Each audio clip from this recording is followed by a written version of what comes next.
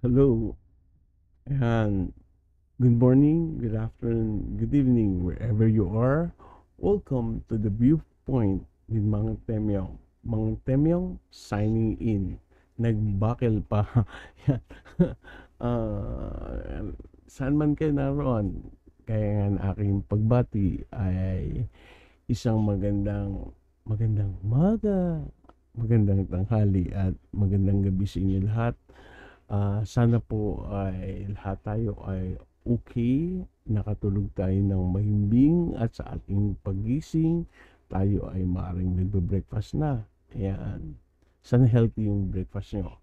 And then, if lunchtime na, sana you're having your lunch right now, and if it's dinner time, no, I hope you have having one, no, with your family, no, enjoying your dinner. Sana samahan niyo po ko sa konting panahon ng aking live stream, ano po. Kwentuhan lang naman tayo, yun lang naman ang ating gagawin, ano po. So, ano ba ang pag-uusapan natin ngayong araw na 'to? Ito po'y may kinalaman dun sa nalathala sa pahayagang Daily Tribune, Naks Tagalog, nakalagay po dun ay DOJ reinstates RAPS versus Kibuloy. Ayan. So, himay-himayin natin yung mga details niyang reinstatement na yan. So, pagka po sinabing siguro paliwanag natin onti, no? Pagka po sinabing reinstatement, no, or reinstatement of a case, no, reinstatement of a case generally refers to the revival all or restoration of a legal proceedings that was previously dismissed or discontinued. When a case is reinstated, it means that the legal proceedings will continue and the charges or claims that were initially set aside will be reconsidered. So, the decision to reinstate a case is often based on new evidences, legal arguments, or procedural grounds that were not previously considered. So, since nabanggit ko na kanina, himay-himayin natin yung nilalaman nitong balita.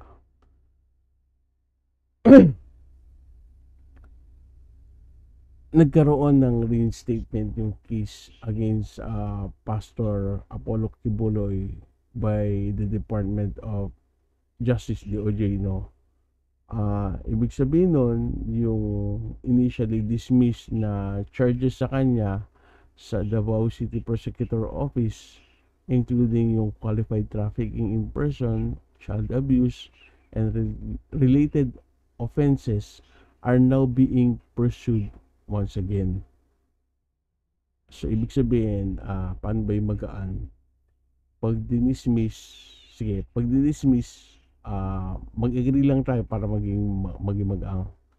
Pag dinismiss yung kaso, ibig sabihin, wala na or patay na. Patay na yung kaso. Usual ganun na dinig natin.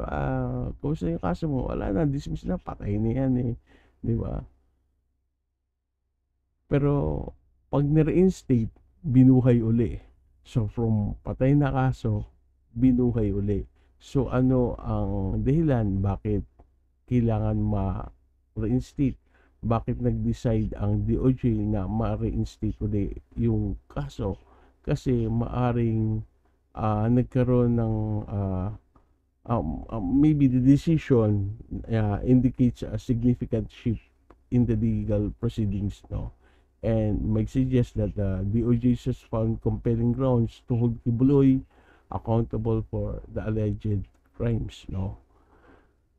Reason for reinstatement. Sabi nga, si SOJ, pag sinabing SOJ, Secretary of Justice, Jesus Crispin Remulla, nabanggit niya na yung investigation tumagal niya ng 4 years, and sa pamamagitan ng masusing pagsisiyasat, yung having a thorough examination revealed a compelling grounds to reinstate the charges against Kibuloy and his associates. Hindi lang naman si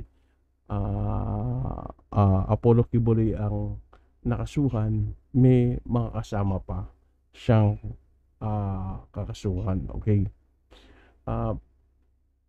Yung ginawang step na ito ng DOJ, pinaliwanag din ni SOJ na yung decision na ma-reinstate yung charges against kay Kibuloy, ang basehan nito ay yung kanilang mandato, no? Yung mandato na ibinigay sa kanila, no?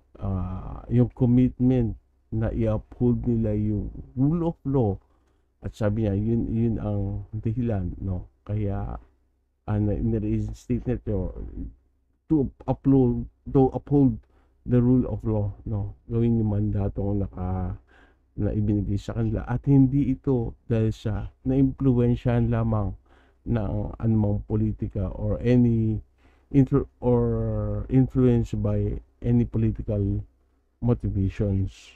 Yun ang sabi ni SOG. Kabilang na rin dito sa pagbuhay uli ng kaso ay nagre-request si OJ na nagre-request siya na sa Supreme Court na maaprubahan yung transfer ng trial, or maaprubahan yung transfer ng venue ng trial. So from Davao ililipat dito sa Maynila. Ang reason na sinite niya ay para ma-ensure yung fair trial at maiwasan yung possible violence against the witnesses, maiwasan yung maharas o may pananakot kung meron man sa mga witnesses, no? And of course, yung potential for unrest is acknowledged, no? Suggesting concerns about the safety and security of those involved in the legal proceedings. Kasi nga, Davao City, nandoon yung grupo ni Ginoong Kibuloy, no? Yung kanya mga followers sa Kingdom of Jesus Christ, no? So of course, yun lang, para ma-avoid lang ang anumang maaring kaganapan, no, kung itong legal proceedings na to ay magtuloy, no? Ang isa pang minention doon is para ma-relocate yung 17 years old na complainant sa safe house, no, potential enrollment sa witness protection program, no, para of course mapangalagaan yung kaligtasan ng 17-year-old na witness, at the same time complainant, no. Bahagi rin nito,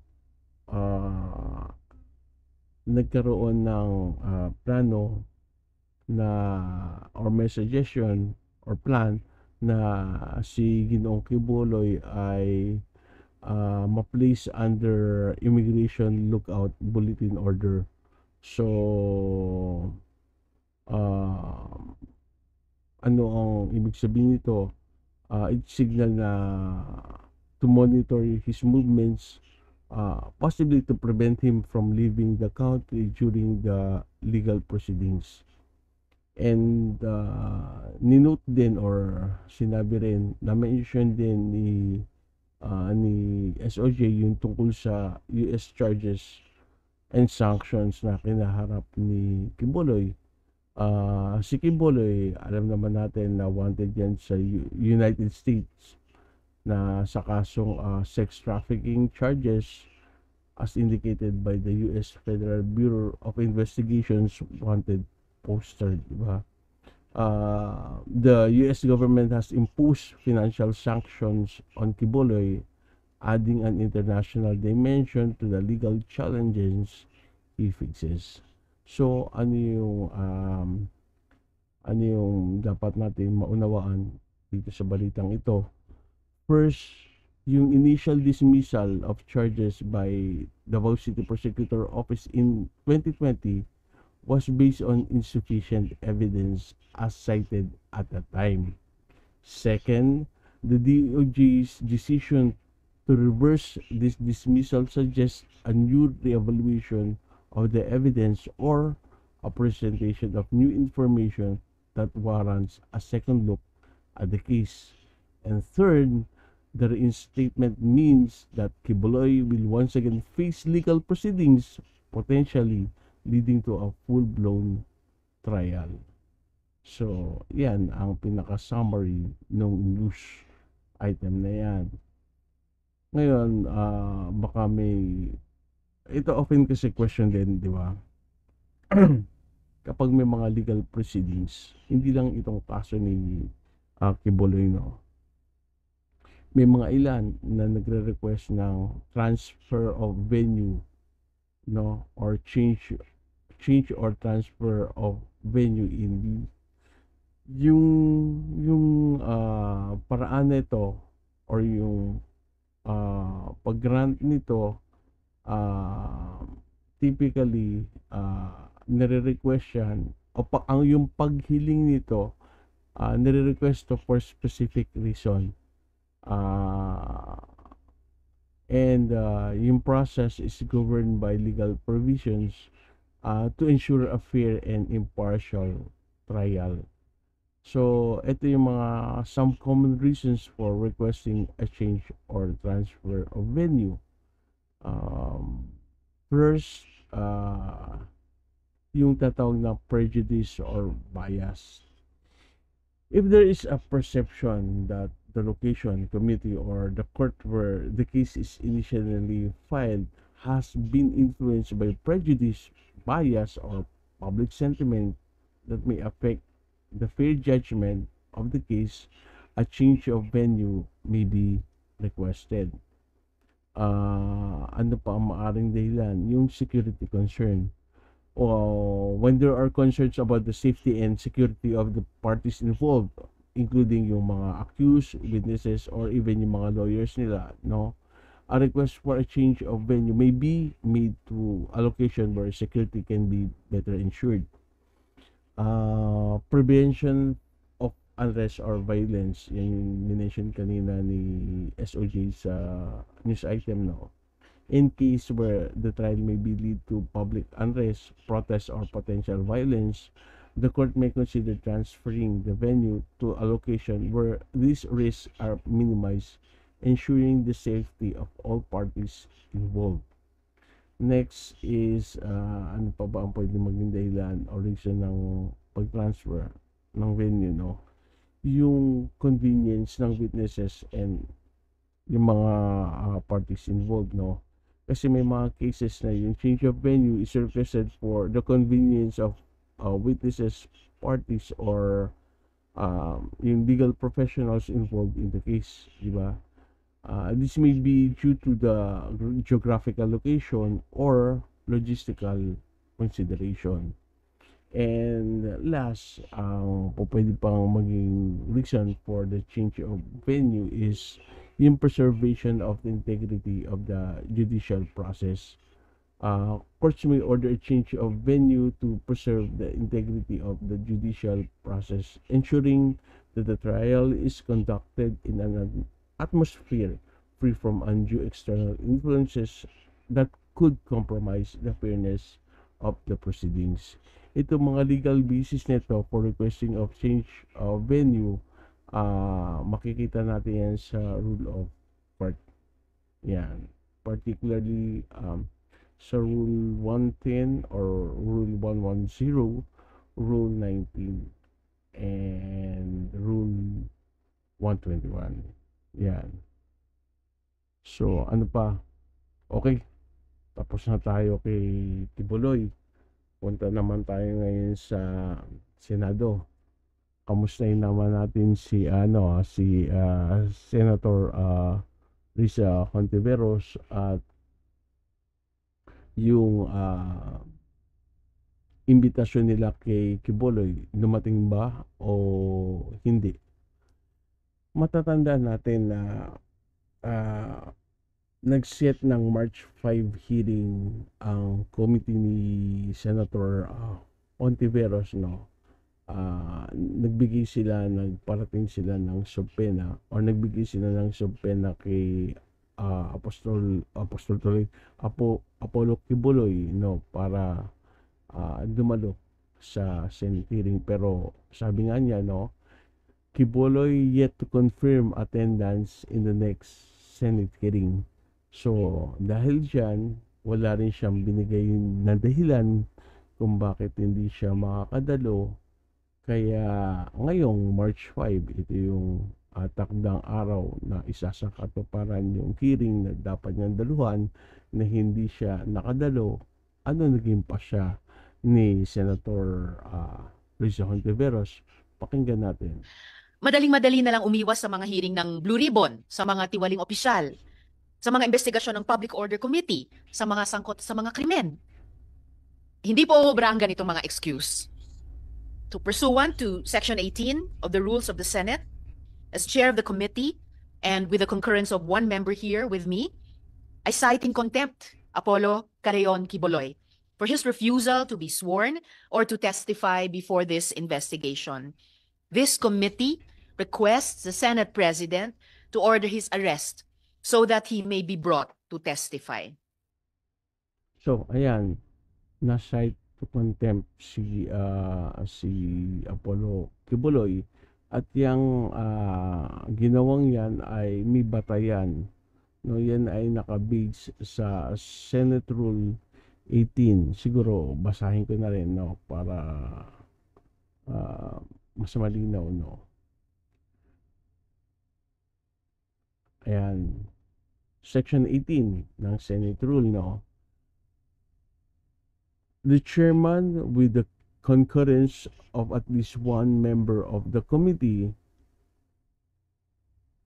may punish or cite in contempt any witness before the committee who disobeyed any order of the committee or refuses to be sworn or to testify or to answer a proper question by the committee or any of its member, or testifies falsely or evasively, or who unduly refuse to appear or bring before the committee certain documents and or object evidence required by the committee, notwithstanding the issuance of the appropriate subpoena thereof.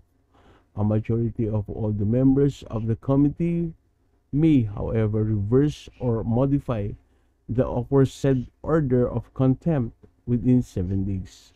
A contempt of the committee shall be deemed a contempt of the Senate. Such witness may be ordered by the committee to be detained in such place as it may designate under the custody of the sergeant at arms until she agrees to produce the required documents or to be sworn or to testify or otherwise purge himself or herself of the contempt. Yan po yung binasang rules ni Senator Risa sa pagsasite niya ng contempt kay Apollo Kibuloy. So, nag-agree ba lahat sila dyan? Nag-agree ba sila sa pagsasite ng contempt kay Apollo Kibuloy? So, may tumutol ba? Ito, panoorin natin. Pagpaumanhin niyo po ninyo, aking pong tinututulan ang naging pasya na makontempt si Pastor Kibuloy. With all due respect, ma'am. Well noted po ng Chair ang objection ni Sen. Robin sa ruling ng Chair holding Pastor Kibuloy in contempt. Meron naman po tayong gabay mula sa ating rules, Section 18. Ito po yung rules of procedure governing inquiries in aid of legislation. So yung section 18 po tungkol sa contempt, nakalagay po doon, a majority of all the members of the committee may, however, reverse or modify the aforesaid order of contempt within 7 days. So, well noted. Shukran. Napansin nyo, nag-object si Robin Hood, Senator Robin Hood Padilla, sa pagsasite sa contempt kay Apollo Kibuloy. Pero anong ginawa ni Senator Hontiveros? Binasa niya yung Senate rules regarding sa contempt. Ano ba ang dahilan bakit siya i-contempt? Diba? Hindi lang naman kapritsyo ng committee na basta't contempt ka. Sinite ni Senator Hontiveros yung rules. Bakit kailangan siyang makontempt? Dahil hindi siya nag-appear sa Senate hearing despite the fact na binigyan na siya ng subpoena. And wala rin siyang binigay na paliwanag bakit hindi siya makakadalo. Kasi yung iba na hindi nakakadalo, no, it's either yung lawyer nila babasahin yung statement, yung reason kung bakit hindi maaring makadalo yung kanilang maka-appear sa Senate hearing yung kanilang kliyente, dahil ito po kasi yung dahilan for medical reason, for any reason, blah blah blah blah blah, maaring may family conflict or whatever, no, ini-inform nila yung committee kung bakit sa kabila ng pagbigay ng subpoena hindi sila nakadalo, kasi ito yung dahilan. Sa part ni Kibuloy, hindi siya umattend, wala rin siyang dahilan na ibinigay. And yung pag-object ni Robin Hood Padilla, ni Senator Robin Hood Padilla, it's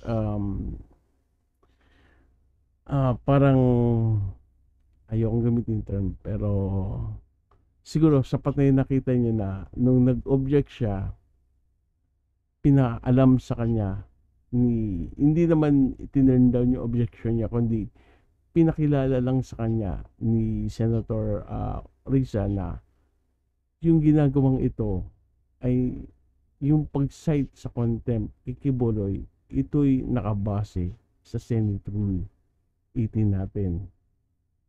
Hindi siya umappear, hindi niya hinidyo yung subpoena, wala siyang reason na ibinigay or excuse na binigay para kung bakit wala siya dito, kaya sinite siya ng contempt.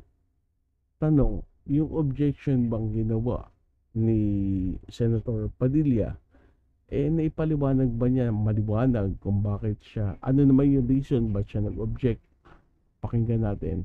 Ito pong video na pinaka-play ko, galing po ito kay Attorney Claire. So, Attorney Claire, baka naman perang puli. Ayan. Maraming salamat po, Ginang Tagapangulo. At gusto ko lamang pong malaman ng mga panauhin natin at ng mga sumusubaybay po sa mga ganap na ito. Ang aking pong mga kadahilanan para humingi ng ng pagpapakumbaba at ang karapatan ng pag-object, ang hindi pagsang-ayon. Napag-usapan po namin ito ng mahal na senadora. Akala ko sasabihin ni Robin ang aking pong kadahilanan ng pag-object ay sa mga ganitong punto, no? Wala. Wala rin siyang binigay na reason, o wala siyang binigay na reason ng kanyang objection, but instead, ito lang ang sabi niya. Ginagalang, sinasaladuhan at palagi ang nagpupugay sa kanyang mga ipinaglalaban. Sabi ni Robin? At ng mga sumusubaybay po sa mga ganap na ito. Ang aking pong mga kadahilanan para humingi ng ng pagpapakumbaba at ang karapatan ng pag-object, ang hindi pagsang-ayon. Napag-usapan po namin ito ng mahal na senadora na aking pong ginagalang, sinasaladuhan at palagi ang nagpupugay sa kanyang mga ipinaglalaban. Ako po ay nagpapasalamat muli sa inyo, mahal na Ginang Tagapangulo, sa pagtanggap po ng aking objection. Maraming salamat po. wala siyang binigay dahilan ba't siya nag-object. Nagpasalamat lang siya sa acceptance or pagtanggap nung objection niya, no, kay Senator Hontiveros bilang committee chair nung committee yun. Nakalimutan ko na yung committee pinanguna ni Senator Risa. I think it's about gender equality and child protection yata. Parang ganun yung kanyang committee na pinangungunahan or pinangunguluhan. Ano po, wala binigay na reason si Robin Hood Padilla patungkol din sa kanyang objection.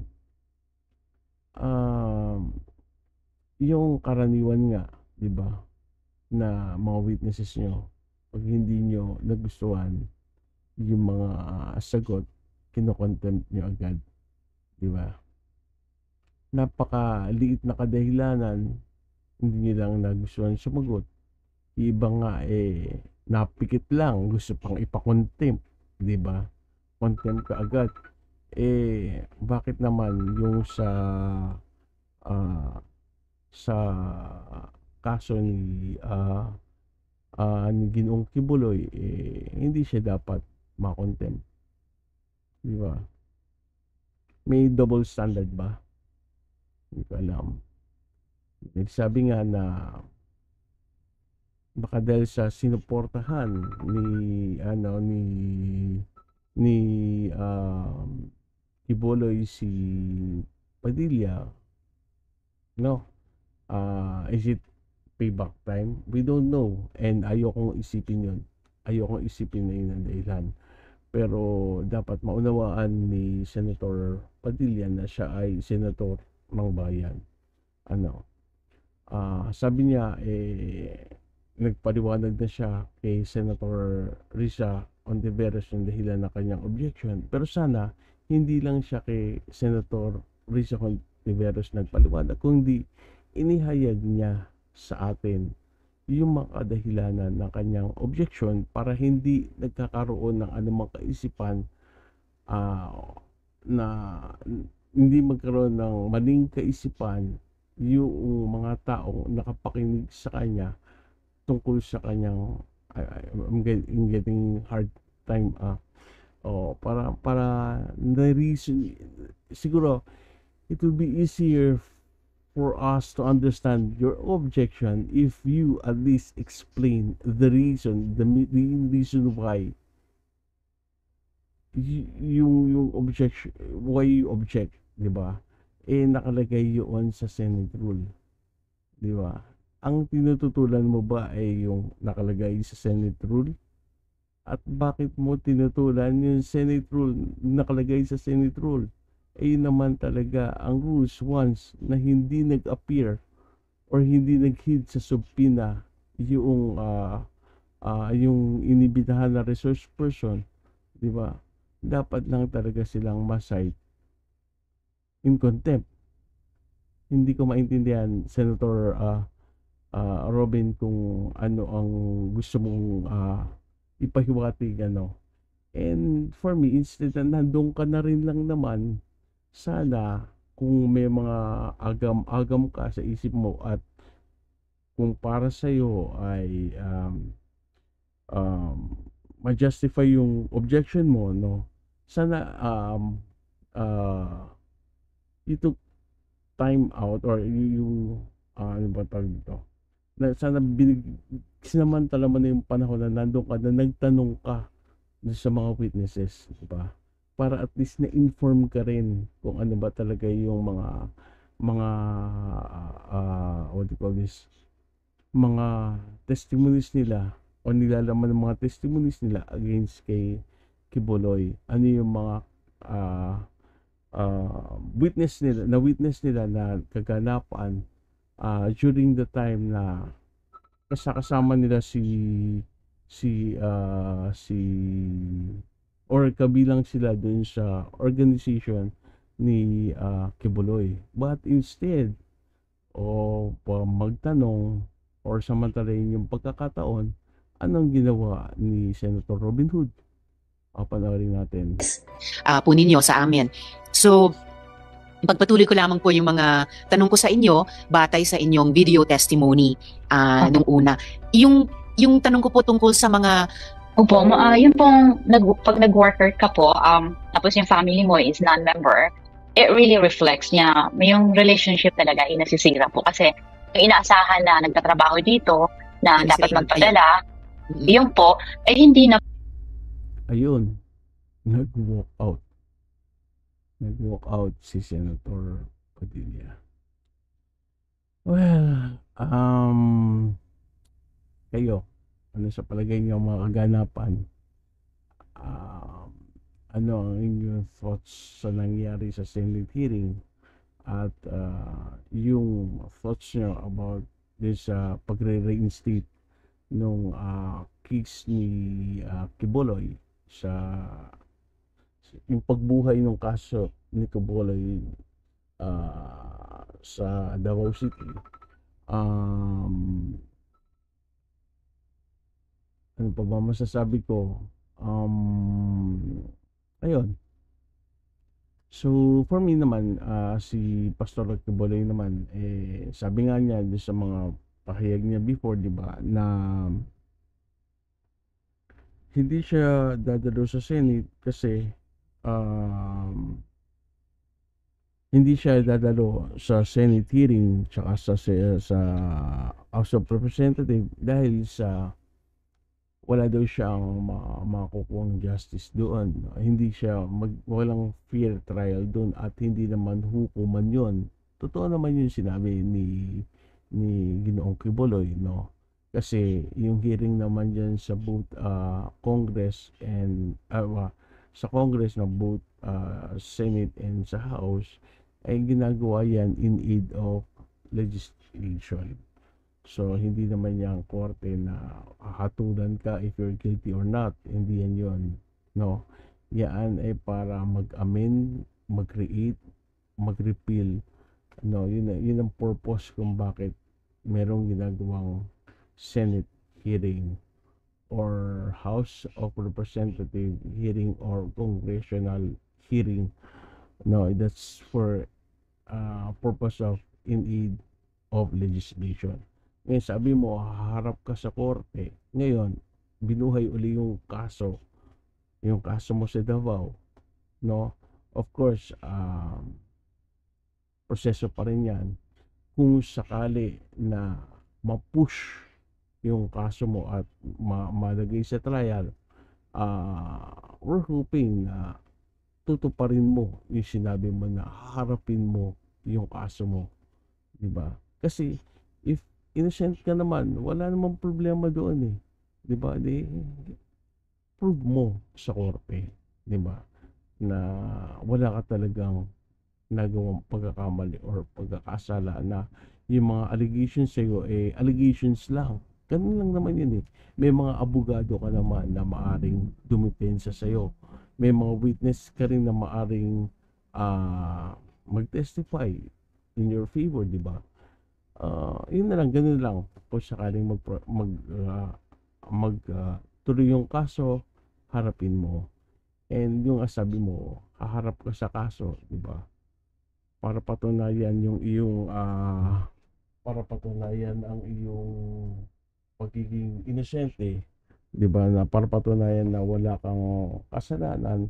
So, I think isa pa sa best na gawin mo is harapin mo na rin yung kaso mo sa Amerika, di ba? So, yun lang mga kaibigan.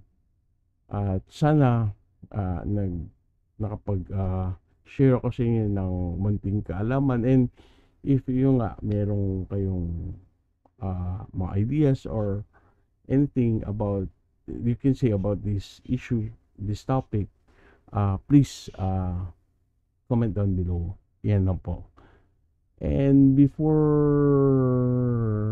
tayo magtapos, gusto ko po kayong invite again sa every Sunday yung The Discourse Digest with Mang Temyong and I am Shanwei. Every 9 p.m. po yan every Sunday. And don't forget din po pag hindi ko pinromoto, madodog house ako malamang. Yung Mornings with Vince and Ira po, ito po yung LS naman naming mag-asawa, no? It's about life hacks, no? Kakaiba po ito, hindi po ito kagaya nung na kita nyo na kung saan naroon dito ako, like hindi po ito kagaya, it doesn't walang kinalaman ang politika dito. It's more of life hacks, no? So sana supportahan niyo rin po yung Mornings with Vincent Ira every Tuesdays and Thursdays 8 a.m. in the morning. Maraming salamat po sa inyong pagsama sa akin, at sana enjoy niyo po yung pakikinig sa aking ginawang munting ALS or what do you call this, pag podcast, I don't know what, basta yan na yun. Ang gulo ko pa rin hanggang sa uli, okay? Anyway, thank you very much sa pagsama niyo sa akin dito sa aking sinagawang LS. Until next time, stay healthy, God bless, and Mang Temyong signing out. Bye.